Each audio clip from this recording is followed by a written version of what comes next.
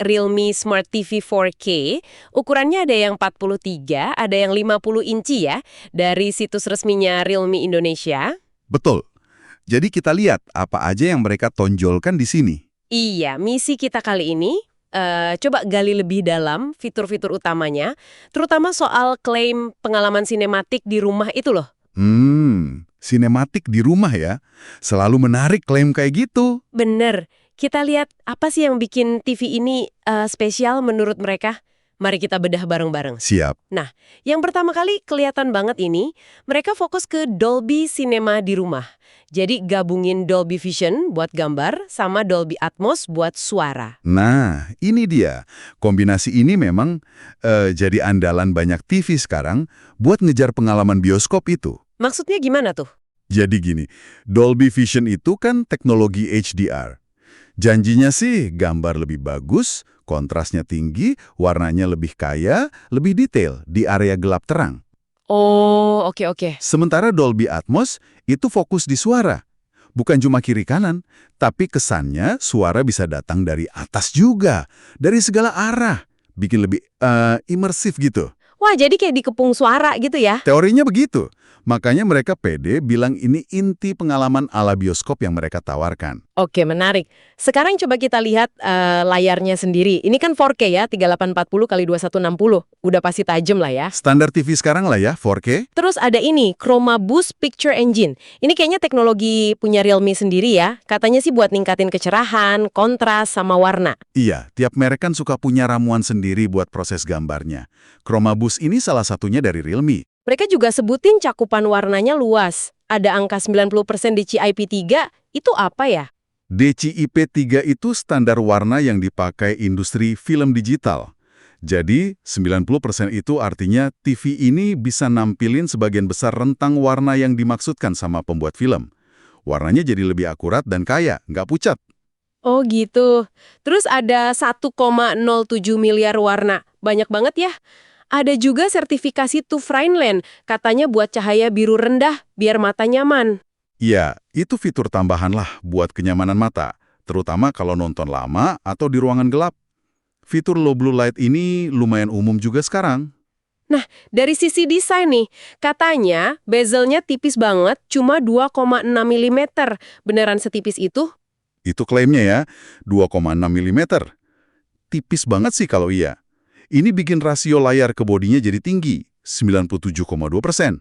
Jadi pas nonton, fokusnya ke gambar aja, nggak keganggu bingkai tebal. Kelihatan lebih modern juga ya. Betul. Terus di dalamnya pakai prosesor MediaTek Quad-Core, CPU ARM Cortex A53, GPU Mali G52, ditambah RAM 2 GB sama penyimpanan 16 GB. RAM 2 GB cukup nggak tuh buat Android TV zaman sekarang? Buat jalanin sistem sama aplikasi streaming populer kayak Netflix, YouTube, harusnya sih cukup ya. Tapi mungkin kalau buka banyak aplikasi atau buat main game yang agak berat, ya bakal terasa sih batasannya. Standar lah buat TV kelas menengah. Oke, lanjut ke suara. Katanya ada 4 speaker stereo, total dayanya 24 watt. Terus ada dukungan Dolby Atmos yang tadi disebut. Gimana tuh 24 watt sama Atmos? Nah, ini perlu realistis ya. Dukungan Dolby Atmos-nya itu artinya TV ini bisa memproses sinyal audio Atmos. Secara teori, dia coba menciptakan efek suara yang lebih luas dan ada dimensi vertikalnya. Tapi dengan speaker internal total 24W ya, jangan harap efeknya bakal sedramatis kayak di bioskop atau kalau pakai soundbar dedicated yang punya speaker upfiring beneran. Ini lebih ke upaya optimasi suara dari speaker bawaan TV aja biar terdengar lebih megah sedikit dibanding stereo biasa. Oke, paham. Jadi ada processingnya, tapi output fisiknya terbatas ya. Kurang lebih gitu. Lanjut ke sisi pintarnya nih. Pakai Android TV versi 10, berarti ada Google Assistant ya? Ya, standar Android TV pasti ada Google Assistant. Nah, yang menarik di sini mereka bilang bisa hands-free. Jadi ngomong, hey Google, langsung ke TV-nya. Nggak perlu pencet tombol di remote. Wah, kayak smart speaker gitu dong. Berarti ada mikrofon di TV-nya. Betul, ada mikrofon internalnya, jadi lebih praktis. Cuma ya perlu diingat juga soal privasi. Artinya mikrofon ini kan mendengarkan terus nunggu wake word. Iya juga ya. Terus ada Chromecast built-in juga, ini buat apa? Itu buat nampilin layar HP atau aplikasi dari HP ke TV. Misalnya mau nunjukin foto atau video dari HP ke layar gede, tinggal cast aja. Gampang. Oke. Dan bisa akses Google Play Store juga.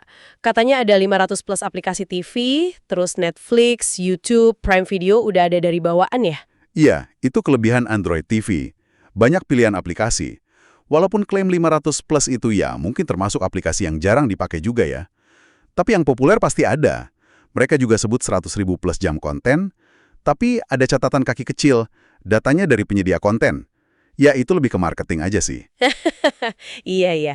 Oke, konektivitasnya gimana? Lumayan lengkap sih kelihatannya. Ada Wi-Fi, udah dual band, 2.4 sama 5 GHz, terus Bluetooth 5.0. Port HDMI ada 3, nah salah satunya ada Arch, Audio Return Channel. Archie itu penting ya? Penting kalau Anda mau pakai soundbar atau sistem audio eksternal. Jadi suara dari TV bisa dikirim balik ke soundbar lewat satu kabel HDMI yang sama. Lebih rapi. Oke. Selain itu ada USB 2 biji, ada LAN kalau mau pakai kabel internet, sama output audio optik. Lengkap lah ya? Cukup lengkap buat kebutuhan umum, ya. Terus ini ada bagian menarik, mereka nyantumin hasil uji kualitas internal. Ada uji suhu rendah minus 20 derajat Celcius sama uji jatuh dari 760 mm. Maksudnya apa nih? Kayaknya sih, ini cara mereka buat nunjukin kalau TV ini udah diuji ketahanannya. Ya, semacam jaminan kualitas versi lab internal mereka aja. Bukan standar sertifikasi pihak ketiga yang gimana banget, tapi setidaknya menunjukkan ada perhatian ke durabilitas. Oke, jadi semacam bukti kalau TV-nya nggak ringkih-ringkih amat gitu ya? Bisa dibilang gitu. Spesifikasi lain buat model 50 inci, beratnya sekitar 9,2 kilo TV-nya aja, terus konsumsi dayanya 120 W. Standar lah buat ukuran segitu. Oke, jadi kalau kita coba rangkum nih ya, intinya Realme ini nawarin TV 4K yang jualan utamanya itu di pengalaman gambar dan suara ala bioskop. Lewat apa tadi? Dolby Vision sama Atmos ya? Betul, itu highlight-nya. Terus dibungkus pakai sistem Android TV yang fiturnya lumayan, apalagi ada kontrol suara hands-free itu. Ya, itu rangkuman yang cukup tepat dari apa yang dijanjikan di halaman produk ini. Jadi kalau Anda memang cari TV yang spesifikasinya nonjolin standar Dolby, terus pengen gampang terintegrasi sama ekosistem Google, ya ini salah satu yang ditawarkan Realme. Tapi ada tapinya nggak? Mungkin lebih ke pertimbangan pribadi ya. Fitur kayak Chroma Boost itu kan bikin warna lebih keluar, tapi cocok nggak sama selera Anda? Atau fitur hands-free Google Assistant, sepenting apa buat Anda dibanding sekedar pencet tombol di remote?